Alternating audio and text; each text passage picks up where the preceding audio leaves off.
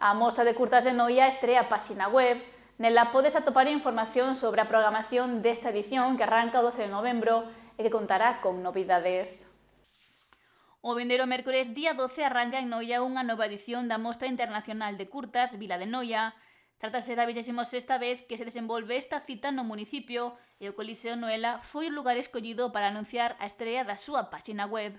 Dándolle un impulso a esta mostra de curtas que está, digamos, recoñecida internacionalmente, pois que quixemos que a súa web estuvese á súa altura, e para iso pois contamos con un diseñador web local, que é Xesé Villaverde, ao cal lle agradecemos todo o traballo que se fixo nesta creación, porque é unha web dinámica, é unha web pois visual e unha web á altura da mostra de curtas.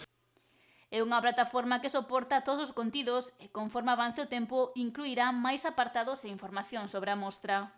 A toda a historia e todas as edicións pasadas a todo o que veña no futuro. É unha web basada en estándares modernos. A tecnoloxía empregada é bastante moderna tamén. Eu penso que pode soportar toda a carga que lle vai a vir por diante. Agora conta cunha estrutura básica que vai a ir medrando, xa que se engadirán contidos chegando a ser no futuro un referente en información sobre a mostra de curtas e contidos audiovisuais. Ten unha páxina de inicio onde está toda a información relevante estructurada por importancia da información.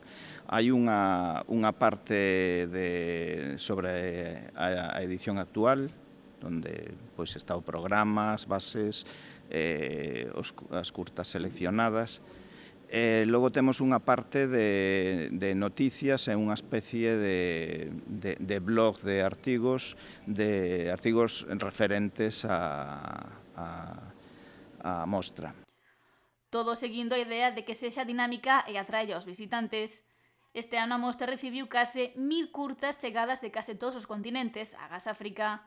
Hai sobre 60 seleccionadas para concorrer ao certame, que este ano terá novidades. Comezamos a Mostra de Curtas o día 12 con unha especie de gala, que normalmente isto non o facemos así. Pero este ano decidimos facer unha especie de, por decirlo de alguna maneira, unha especie de queremos que o que pasou durante estes 25 anos queríamos como festexalo, por decirlo de alguna maneira, non? Entón, o día 12 comezamos cunha gala na que de alguna maneira se vai a facer un tributo á xente que participou na mostra de curtas.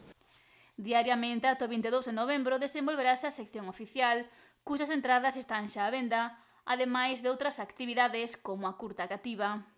Que para nós é algo fundamental, na que van a vir máis de 3000 alumnos dos colexios, e, como sempre, acabaremos ca gala final, a parte de que este ano tamén temos unha premier, que temos a premier de Rondalla, que o podedes comprobar todo no programa.